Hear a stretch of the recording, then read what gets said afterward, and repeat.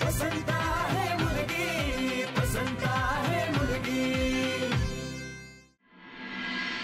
भीमरूपी महारुद्र वज्र हनुमान मारुती वनारी अंजनी सुता रामदूता प्रभंजना।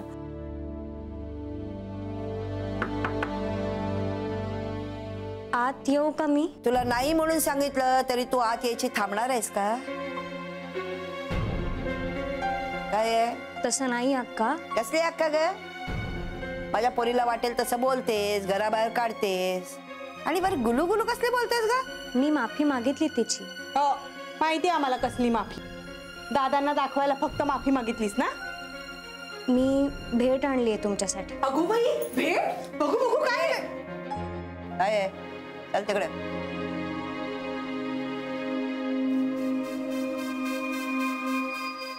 दिलीस की भेट तू आमच्या नंदीला? हा आधी चांगली दणकून दिलीस, लग्न मोडलंस तिचं, तिला घराबाहेर काढायला निघालीस।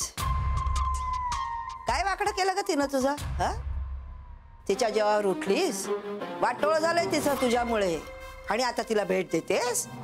आणि याला ना आवळा देऊन कोहळा काढणं म्हणतात, कळलं ना? अहो पण मी सगळ्यांसाठीच गिफ्ट आणले आहेत। एक मराठी भाषा कळत नाही का या पोरीला? म्हणे भेट आणली आहे, काय करणार का आम्ही तुझी भेट घेऊन? तुला द्यायची त्याला दे, जा चल जा।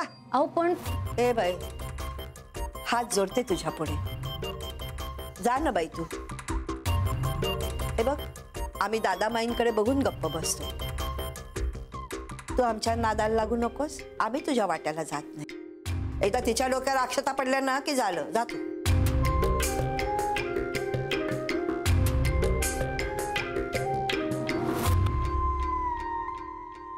नाही दिगंबरराव तुम्ही सांगताय म्हणजे काय प्रश्नच नाही। बर हो का, हरकत नाही। वा वा वा छान छान छान। हो कानावर आलाय माझ्या। नाही आणि मुळात पुण्यासारख्या ठिकाणी चांगल्या पगाराची नोकरी मिळत असून सुद्धा गावात शिक्षणाचा उपयोग व्हावा म्हणून गावातल्या शाळेत कमी पगाराची नोकरी स्वीकारणं यातच सगळं आलं। हो खरंय खरंय, अगदी खरंय। शेवटी मूल्य महत्वाची। हो हो हो मूल्य पाळणारी माणसं आवडतातच आम्हाला। होय होय होय। नाही पण तुम्ही स्वतःहून दूरध्वनी केलात, खूप बरं वाटलं मला।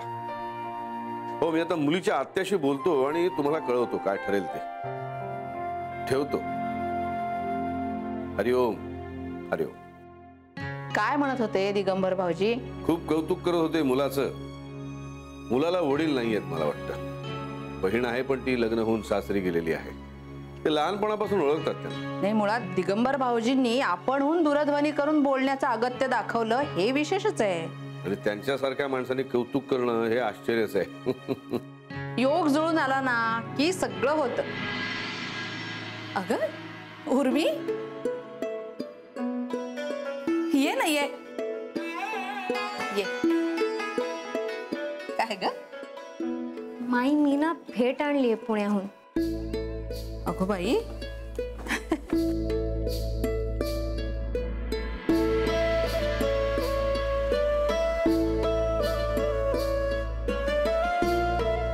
अहो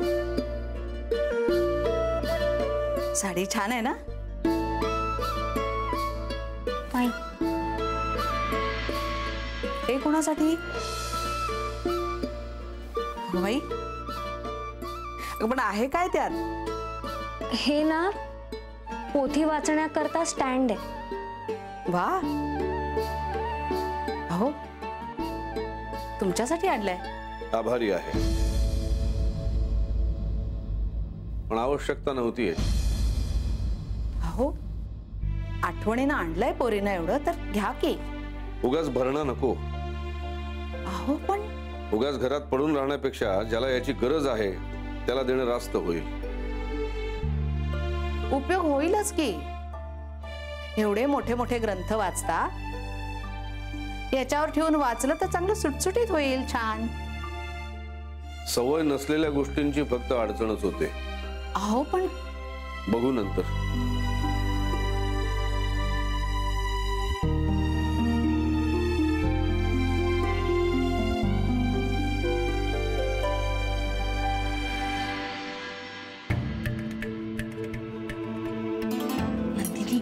अगं हे चौकशी करून आलेत.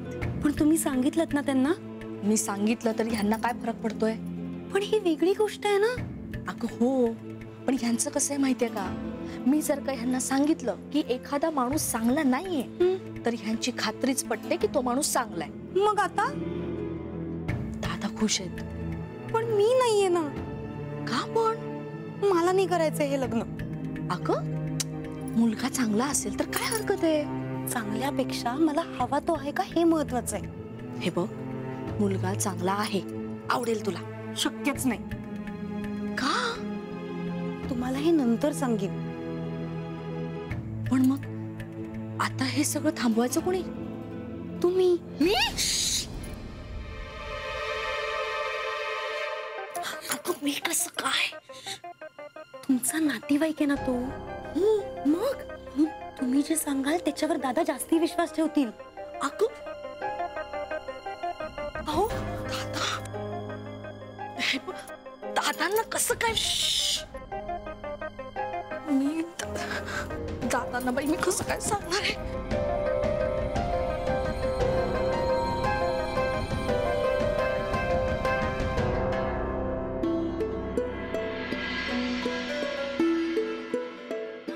छान आहे हा कुर्ता, आवडला मला. थँक्यू राम दादा. ही साडी पण मस्त आहे हा. दादा बहिणींना आवडेल ना. हो हो, म्हणजे काय, आवडेल आवडेल. अगं उर्मी, पण तू कशाला एवढा सारा खर्च करत बसलीस उगाच? आपल्या माणसांसाठीच तर केलाय. तो सुनील तुझ्या ओळखीचा आहे म्हणे. ओळखतो म्हणजे आम्ही प्रत्यक्ष भेटलो नाही हो, पण फार ऐकलंय मी त्याच्याबद्दल. चांगला आहे, चांगला मुलगा आहे तो. नाही, त्याचे जे मामा आहेत ना ते आमचे फॅमिली डॉक्टर आहेत. हो, तो म्हणत होता की मामांनी फोन केला होता, तुझा नंबर दिलाय, तुला फोन करणार आहे म्हणे. नाही, मला पण काकांनी दिला होता त्याचा नंबर. मी विचार पण करत होते की कॉल करूया, पण नंदिनीसाठी. उत्तम आहे. खरंच? हो, तो नंदिनीला अगदी सुखात ठेवेल बघ. हा ग उर्मी. हा, उर्मीने साडी आणली तुझ्यासाठी. हा ग बाई, छान आहे हो रंग. आवडला ना रंग? खूप. बरं झालं. काय ग, पण अचानक साडी कशी काय? अहो सहजच, म्हणजे पुण्याला गेले होते ना तर सगळ्यांसाठीच काही ना काहीतरी आणले. खरंच छान आहे साडी, नेसेन हो कुठल्या तरी समारंभाला.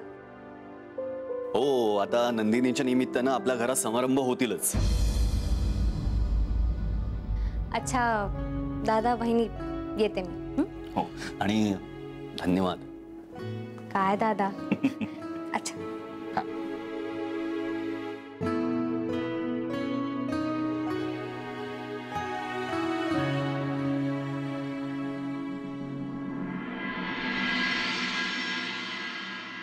एकंदर सगळं चांगलं वाटतंय अक्का मला. अहो दादा, तुमच्यावर तर पूर्ण विश्वास आहे हो आमचा. तुम्ही करणार ते विचार करूनच करणार.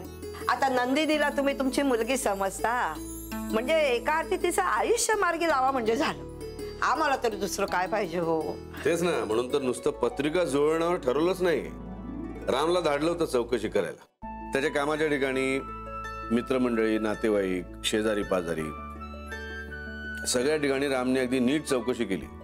सगळ्यांनी अगदी एकमुखाने सांगितलं, मुलामध्ये नावं ठेवण्यासारखं काहीही नाही. आई आहे, बहिणीचं लग्न झालेलं आहे, छोटंसं का होईना पण स्वतःचं घर आहे, कायमची नोकरी आहे, व्यसन नाही कसलं, शिवाय संगीताची आवड आहे म्हणे. आपल्या मठामध्ये येतो भजनासाठी. अगो बाई, म्हणजे देवबीव करणारा आहे की काय? तेच ना, मुलगा अगदी आपल्याला हवा तसा आहे. चल, बरं झालं नाही का? तेच म्हटलं एकदा तुमच्याशी बोलावं. तुम्ही म्हणत असाल तर पुढची बोलणी करूया. म्हणजे बघण्याचा वगैरे कार्यक्रम करायचा ना आपण? तेच आता जोशीबुवांशी बोलतो. तुम्हाला चालणार आहे ना? अहो, न चालायला काय झालं? नंदी एकदा चांगल्या घरात जाऊन पडली ना की झालं, आम्ही सुटलो. हो, सुटाल कशा? पुढचं करायचंय की सगळं? अहो, आता मी म्हातारी कुठे काय करणार? तिच्या सासरच्यांना आधीच बजावून ठेवायला हवं. हिला माहेर नाहीये, त्यामुळे बाळणपण आणि नंतर जे काही सगळं करायचं असतं ते तुमचं तुम्ही करा, हो की नाही? अहो, माहेर नाही असं काम, हे तिचं माहेरच आहे की. आम्ही म्हणालो सुद्धा होतो, माई तिचं अगदी माहेरपण बाळणपण सगळं करायला तयार आहे. हो म्हणजे काय, तिचं हक्काचं घर आहे हे. देव करो आणि तुमच्यासारखे देव माणसं सगळ्यांना लाभो. जाऊ देव वगैरे काय नाही हो अक्का. उलट आम्हालाच अपराधी वाटतं नंदिनीच्या बाबतीत. जाऊ द्या हो, चालायचं. आणि तुम्ही काही मुद्दाम केलंय का? आता तुम्ही जे काही करताय ते काही कमी आहे का? नाही, मी एकदा बोलते नंदिनीशी, बघू ती काय म्हणते. मग लवकरात लवकर एकदा तिला तिच्या घरी जाऊ दे, म्हणजे आम्ही सुटलो. किती दिवस तुमच्या दाराशी पडून राहणार होती? अहो अक्काबाई, आता हत्ती गेला आणि शेपूट राहिलं असं झालंय. हो, म्हणजे तेच बोलते मी तिच्याशी, म्हणजे लवकरात लवकर आपण एकदा सगळं ठरवून टाकू, नाही का? ठीक, सांगा मला मग तसं. हो, बरं, येते. हा, आई आई ग ईश्वरा. हरिओम.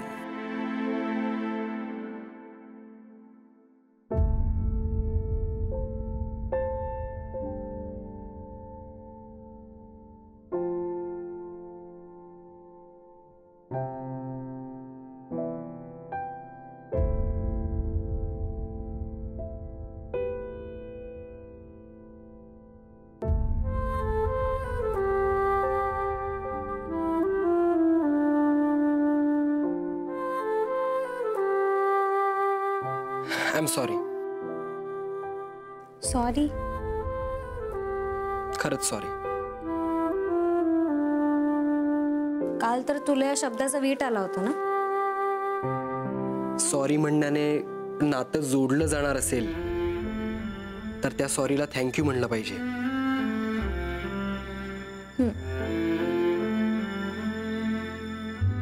सॉरी. कशासाठी? मी काल चिडलो ना तुझ्यावर. तो हक्क आहेस ना तुला. नाही, पण तरी माझंच चुकलं. मी समजून घ्यायला हवं होतं की तुला दादांना बरं वाटावं म्हणून नाही, तर या घराचा भाग होता यावं म्हणून तू सॉरी म्हणलीस. मला कळलं ते, पण उर्मी हे सगळं बदलायला हवं. अरे वासू, पण बदलण्यासाठी मी या घराचा भाग तर व्हायला हवं ना. मान्य आहे मला सगळं. सॉरी. ठीक आहे वासू. ए बायको, सॉरी. आज काय तुला सॉरी म्हणायचा लूप लागलाय का? असं म्हणतात की लग्नानंतर हाच एक शब्द असतो जो नवऱ्याला तारतो. सॉरी.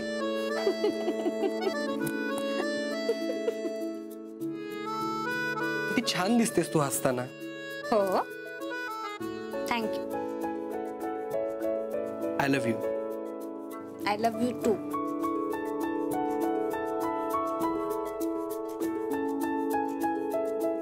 नंदिनी. नंदिनी काय रे? हो, नंदिनी खिडकीत होती. वासू, अरे इथे कोणीच नाहीये. गेली असेल आता ती. अरे पण ती खिडकीतून का बघेल आपल्या? कारण मॅड आहे ती. वासू, तुला भास होत असेल. हे बघ, मला अजिबात भास वगैरे होत नाहीये. बरं ठीक ठीक. तू चल चल चल, ये इथे बस. काय तू एवढं का टेन्शन घेतोयस? हे बघ, ती इथनं जात असेल आणि जाता जाता आत पाहिलं असेल तिने. हा, एवढंच.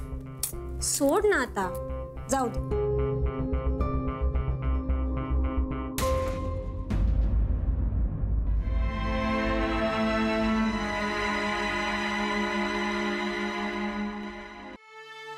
वासू, अरे एवढं काय? तुला माहिती नाही उर्मी ती कशी आहे. काय माहिती नाहीये मला. ती वेडी आहे असं तुला वाटतं का? उगाचच कोणाला तरी ना तू. मग मला सांग, ती असं का वागली तुझ्याशी? त्याला तिची कारणं असणार. अच्छा, म्हणून तिचं वागणं बरोबर आहे का? अरे पण म्हणून का तिला वेडं म्हणायचं का? हा, संशय घ्यायचा का तिच्यावर? ती का असं आपल्या खोलीच्या खिडकीतून आत बघेल? असं कोणी करतं का वासू? काहीतरीच. हे सगळे आहेत ना तुझ्या मनाचे खेळ आहेत, बाकी काही नाही. उर्मी, तू नसताना एकदा मध्यरात्री ती आपल्या खोलीत आली होती. काय?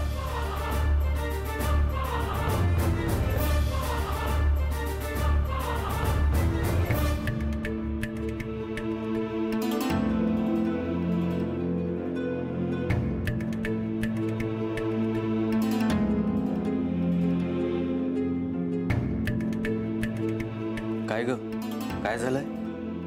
हा काय काय झालं काय? कशाचं? नाही, परत बांगड्यांकडे बघून तंद्री लावून बसली असती. स्वतः काही द्यायचं नाही कधी आणि दुसऱ्याने दिलं की बघवत नाही. अगं मला कशाला बघवत नसेल? नाहीतर काय, मला बाई वीट आलाय तुमच्या टोमण्यांचा. माईंच्या बांगड्या दिलास का परत? देणार आहे. सतत आपलं मला ऐकू नका तुम्ही. काय झालंय कुमोद सकाळी सकाळी? एवढी का चिडतेस? चिडू नाही तर काय करू? काय गरज होती हो तुम्हाला दादांसमोर त्या सुनीलचं गुणगान गायची? अगं जे खरं आहे ते खरं आहे. म्हणजे तुमची बायको खोटी आहे असं मी म्हणालोय का? याचा अर्थ तोच होतो ना? मग काय वाईट सांगू दादांना त्याच्याबद्दल? तो आहेच तसा. असं फक्त तुझं म्हणणं आहे कुमोद. म्हणजे माझं म्हणणं तुमच्यासाठी महत्वाचं नाहीये? अगं तू पण आधी त्याच्याविषयी चांगलंच बोलत होतीस ना, मग अचानक काहीतरी झालं आणि तू विरुद्ध बोलायला लागलीस त्याच्या. मला नव्हतं माहिती की हे इतकं गंभीर आहे. आणि म्हटलं कशाला उगाच आपण आपल्या तोंडातनं कुणाही विषयी वाईट म्हणायचं? जणू काही तू कधी वाईट बोललीच नाहीये कुणाविषयी. खरं असेल ना तरच बोलते. हे बघ कुमोद, तुमचा विश्वासच नाहीये का हो माझ्यावर? का बायको म्हणतीये त्याच्या विरुद्धच वागायचं असं ठरवलंय तुम्ही? हे बघ मी जे ऐकलंय ते दादांना सांगितलंय. तेच तर ना, आधी बोलायचं तरी माझ्याशी एकदा. तुझ्याशी बोलून मी ऐकलेलं बदललं असतं का? तुमच्याशी बोलण्यात त्यांना काहीही अर्थ नाही. कुमुद एवढं चिडण्यासारखं काहीही झालेलं नाहीये. अहो त्या नंदिनीच्या आयुष्याचा प्रश्न आहे. तिला बिचारीला आई वडील नाहीयेत म्हणून कोणाच्याही गळ्यात मारायचं का तिला? तुला कधीपासून एवढा कळवळा वाटायला लागला तिच्याबद्दल? लग्न म्हणजे काही खेळ नाहीये. तू कशाला मध्ये पडतेस पण? नाक कशाला खूप असतेस मुळात? हे बघा, तो सुनील दूरचा असला ना तरी माझा नातेवाईक आहे आणि इतर कुणाही पेक्षा मला त्याच्याबद्दल जास्त माहिती. अगं येते माईंना बांगड्या देऊ. कुमुद